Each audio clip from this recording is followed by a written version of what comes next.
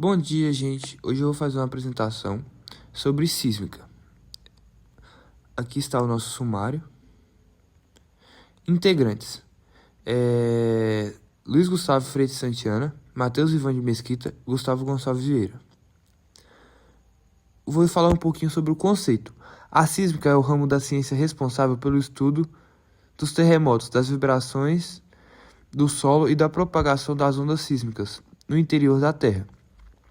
Esses fenômenos estão relacionados principalmente ao movimento das placas tectônicas, que liberam grandes quantidades de energia acumulada nas rochas da crosta terrestre. A sísmica também é utilizada em diversas áreas, como engenharia, geologia e exploração de recursos naturais. Como os terremotos acontecem? Os terremotos ocorrem quando duas placas tectônicas acumulam tensão durante muito tempo. Quando essa tensão ultrapassa o limite das rochas, acontece uma ruptura repentina, liberando energia em forma de ondas sísmicas. Essas ondas se espalham pelo interior e pela superfície da Terra, provocando tremores que podem variar de leves até extremamente destrutivos. E aqui a gente tem a fórmula, que representa a base da escala Richter, utilizada para medir a magnitude dos terremotos. A fórmula é M é igual a log de A sobre A0.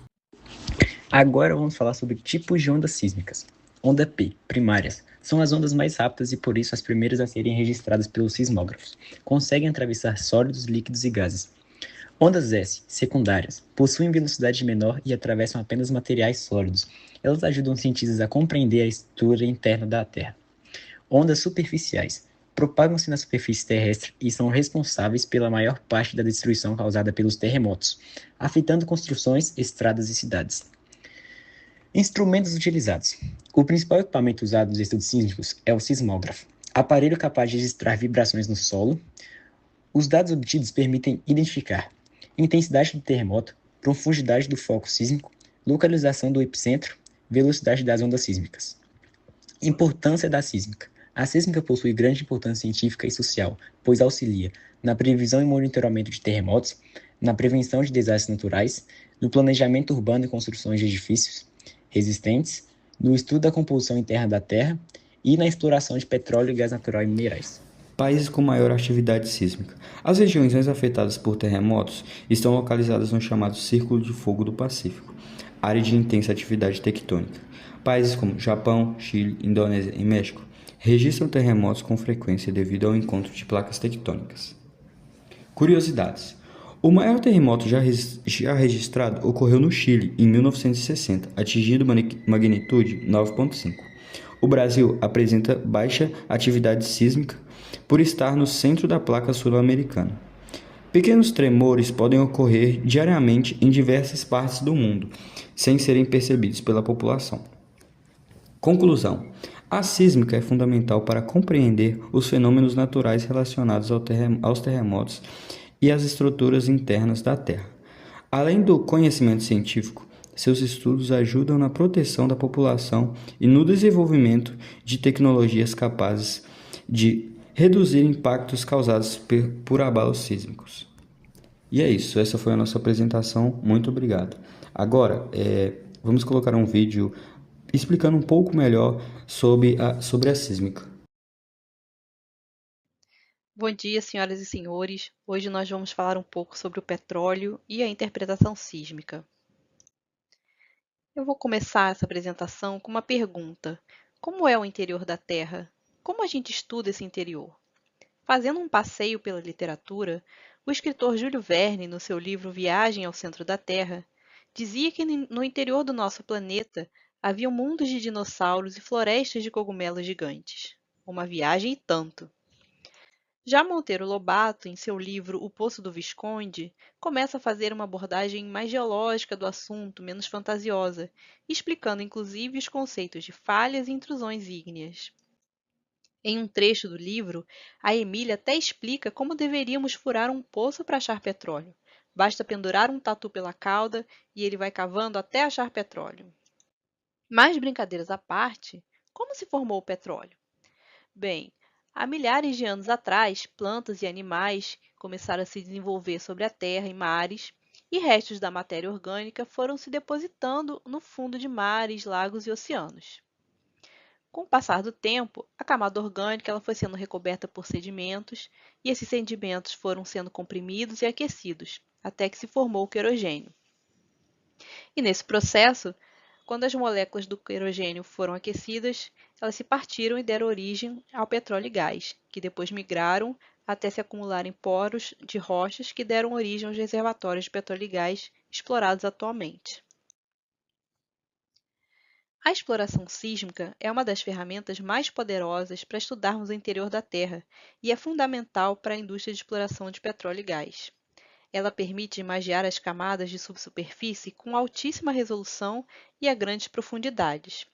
A natureza já usa essa técnica, por exemplo, com os golfinhos, morcegos, que emitem ondas e captam a reflexão dessas ondas para detectar a forma e a distância de objetos que estão à sua frente. Esse é o processo básico da exploração sísmica, e com isso teremos como se fosse uma ultrassonografia do interior da Terra. A sísmica de exploração tem basicamente 3 etapas. Na primeira etapa, é realizado o levantamento sísmico.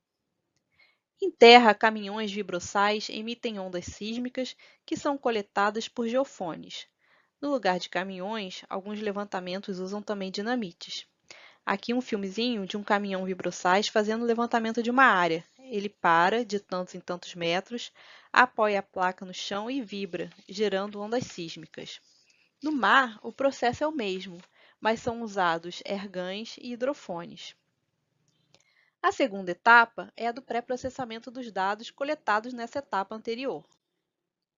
O traço sísmico coletado tem essa aparência à esquerda.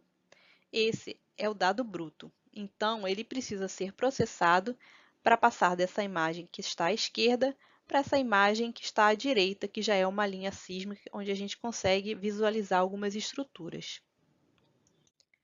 Por fim, a última etapa, a etapa final, é a interpretação sísmica dos dados.